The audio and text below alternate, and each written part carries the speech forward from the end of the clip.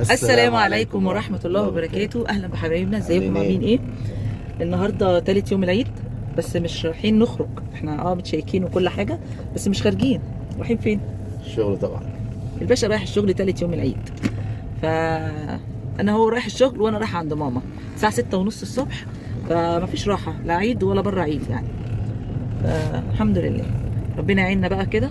الناس كلها المفروض النهارده خارجين مسافرين بيتفسحوا، ولا ايه يا باشا؟ انا قلت لك تعالى نتفسح. امتى؟ امتى؟ النهارده بالليل. هيجي من الشغل الساعه 7، ماشي؟ هيجي من الشغل هلكان، اتفسح. يرضي مين يا ناس؟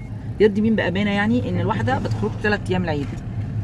اللهم صل. العيد ده للعيال الصغار. العيد اعتبرنا عيال صغيره.